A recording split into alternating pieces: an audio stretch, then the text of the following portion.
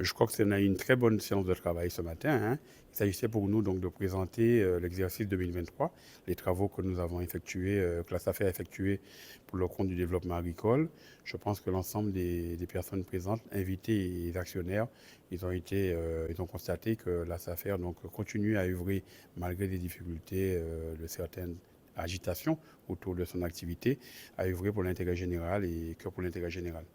Ce que l'on peut retenir, c'est effectivement l'enjeu majeur du foncier agricole, qui est un maillon essentiel qu'il faut pouvoir effectivement maîtriser pour installer les jeunes agricultrices et les jeunes agriculteurs.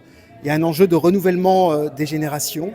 Et pour que ces jeunes puissent travailler, il faut effectivement qu'ils puissent pouvoir bénéficier de parcelles agricoles et effectivement travailler le fruit de la terre.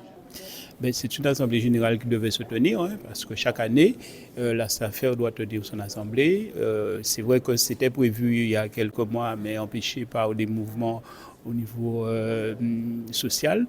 L'assemblée n'avait pas pu se tenir. Donc aujourd'hui, il était important que la SAFER puisse faire un bilan, présenter ses activités sur l'année 2023.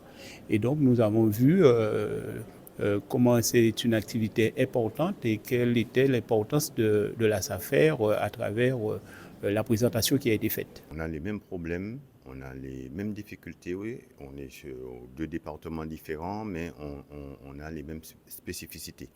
Donc, on a bien compris que la population en général ne connaît pas très bien le fonctionnement d'une SAFER. La collectivité accompagne la SAFER parce que nous avons un certain nombre de représentants qui veillent au grain sur les décisions prises par la SAFER en comité technique.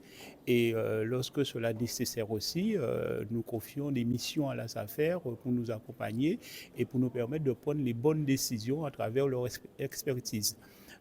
Mais il faut savoir aussi qu'avec la SAFER, nous sommes actionnaires au niveau de la CEFAG qui a pour contrôle de la gestion des GFA. Et nous savons aujourd'hui que les GFA ont des difficultés et donc c'est pour cela qu'il est important pour nous d'être au fait des choses pour apporter notre contribution à la résolution de tous ces problèmes que nous rencontrons au niveau de la gestion des GFA et au niveau de la CEFAG. Alors, vous avez parlé d'objectifs alimentaires. Tout à fait, c'est un objectif majeur, prégnant pour les territoires. C'est dans le cadre de la souveraineté alimentaire. La souveraineté alimentaire, ça veut dire deux choses. C'est développer de manière très importante les productions, à la fois de fruits et légumes, mais également de viande. Mais la souveraineté alimentaire, c'est également le modèle choisi par le territoire sur cette agriculture. Mais il faut savoir que nous avons justement impulsé la création de la CEDAF, une commission qui permet de recenser le foncier agricole insuffisamment cultivé et le foncier en friche.